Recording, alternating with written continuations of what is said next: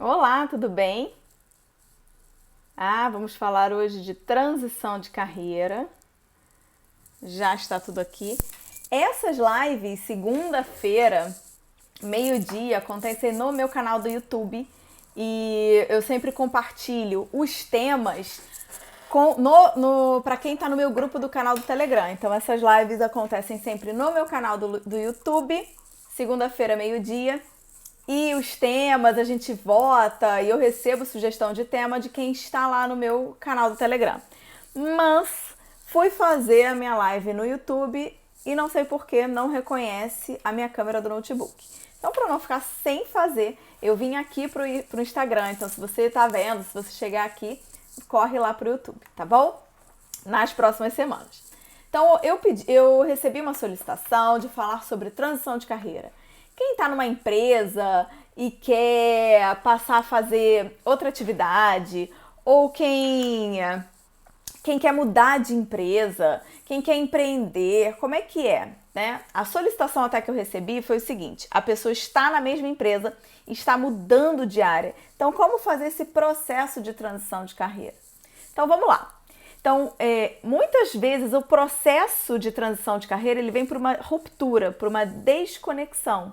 Então, eu me sinto desconectada ou da liderança, ou do clima, ou eu fico pisando em ovos e por esse motivo eu tenho essa vontade de sair daquele ambiente. Não é à toa que muitas vezes, no caso da transição de carreira, quando eu ainda vivencio aquele processo, eu sou acometido pela síndrome do impostor. Se você não viu, vai lá no meu canal do YouTube, tem uma live exclusiva sobre a síndrome do impostor, que ela realmente acomete pessoas que trabalham em organizações, em empresas, enfim, corporativo, tá?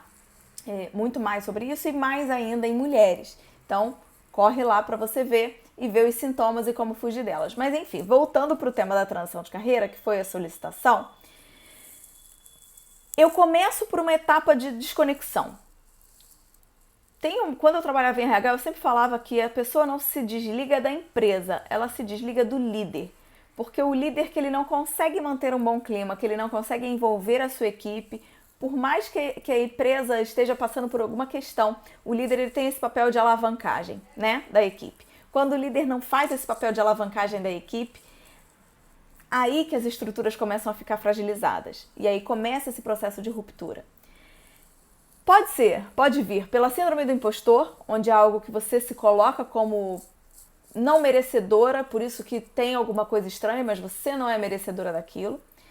Ou você anda pisando em ovos porque você não pode mais se posicionar, você não pode mais ser você, você tem que sempre agradar alguém.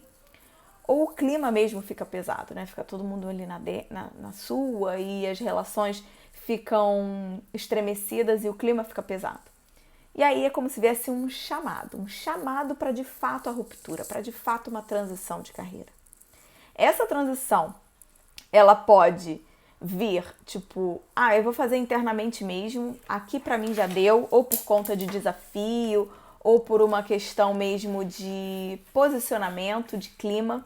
E aí eu tento, dentro da mesma empresa, melhorar as relações, mas isso só acontece se todos tiverem a mesma intenção de melhoria de relação. Se isso não acontece, eu tenho duas opções.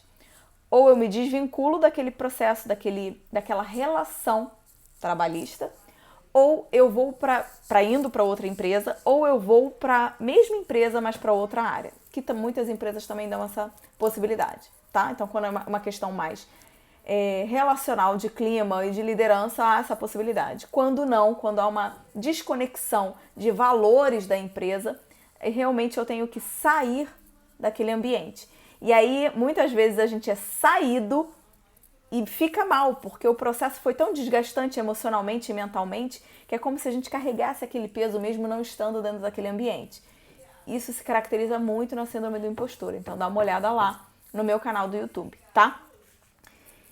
Eu posso fazer essa primeira etapa, se eu quiser continuar no mundo corporativo, mas também a transição de carreira, ela tem mais duas outras oportunidades. Uma, eu olho os meus valores pessoais e a vida que eu quero ter. E aí eu repenso a minha carreira em cima da vida que faz sentido para mim. Porque se eu prolongo o meu processo de desgaste profissional, se eu prolongo o meu processo de pisar em ovos, eu acabo perdendo a minha valorização pessoal. Então, se acaba essa relação profissional, eu entro num processo de valorização e aí eu vejo qual a rotina, qual é o clima que eu quero ter, qual é a realidade de vida que eu quero ter, e assim eu penso na minha carreira em cima desse clima, dessa realidade.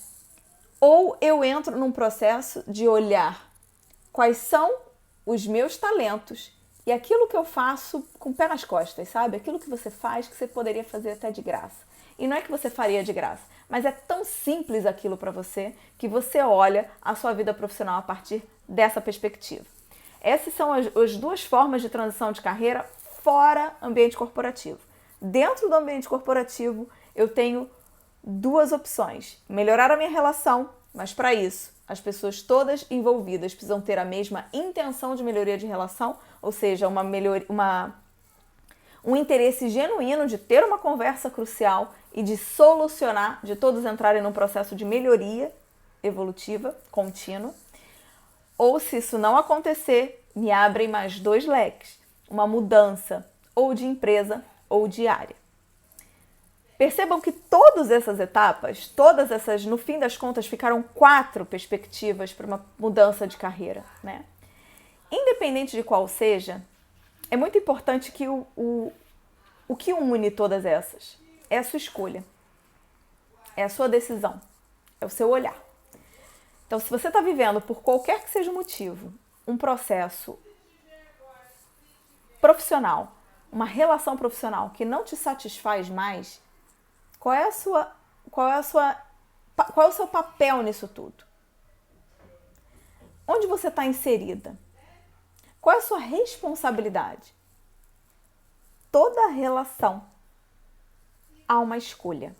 Se você não toma nenhuma decisão, a sua escolha é de ficar inerte e permitir que outras pessoas comandem a sua jornada profissional, a sua felicidade, o que para você é equilíbrio de vida pessoal e profissional, né? A sua carreira, a sua satisfação. Então a gente em média tem 3 grandes pilares que sustentam a gente na vida, né? Que é a nossa vida pessoal, a nossa vida profissional e a nossa vida espiritual. E eu não estou chamando espiritual de religiosa, espiritual. Então, quando um desses 3 pilares está ameaçado, a gente tende a ter um vazio, a gente tende a ficar mais morna, a gente tende a ficar mais triste. E isso reflete aos poucos, vai refletindo em outras áreas da nossa vida. Se você define por qualquer que seja o motivo, qualquer que seja a sua questão, eu não tenho para onde ir, eu não tenho outra profissão, eu preciso do dinheiro, não há outra alternativa para mim, saiba que é uma escolha sua. E que você mudar o que você conta para você, a história que você conta para você, é o primeiro passo para que você mude a realidade que você vive. E mais, saber que sim, é possível. Olha ao seu redor.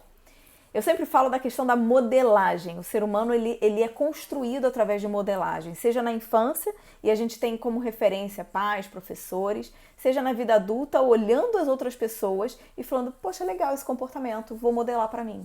Poxa, legal isso que ela faz, ela tem o resultado que eu queria, mas eu não consigo ter. Então, o que ela faz de diferente para mim, que faz sentido na minha realidade, e eu puxo aquela modelagem para mim. Então, façam esse movimento. Se algo não está confortável para você na relação, faça esse movimento de mutação, de olhar para fora, para modelar e depois refletir internamente. Porque você só muda a sua realidade depois que você faz uma escolha, que você toma uma decisão. E aí sim, você caminha para uma transição de carreira que faça sentido para você dentro da sua realidade, independente se é uma carreira solo ou uma carreira corporativa. Mas a escolha, ela é sempre o ponto que une qualquer âmbito profissional, tá? Gente, eu faço sempre lives muito pontuais de temas que as pessoas que estão no meu canal do Telegram pedem. Hoje, essa live que seria no YouTube não ocorreu, porque o YouTube não reconheceu a câmera do meu notebook, não sei explicar o porquê, mas para não ficar sem, eu vim para o Instagram. Essas lives não ficam salvas aqui, eu vou tentar subir ela lá no YouTube. Em cima disso, a gente pode bater mais papos no canal do Telegram, então se você não faz parte ainda, corre pra lá. A live foi bem rapidinho, eu tenho sempre um tempo limite para fazer e como teve essa questão da câmera, eu tô encurtando ela, estou finalizando, mas a gente continua conversando lá no canal do Telegram. Um beijo e até segunda-feira que vem.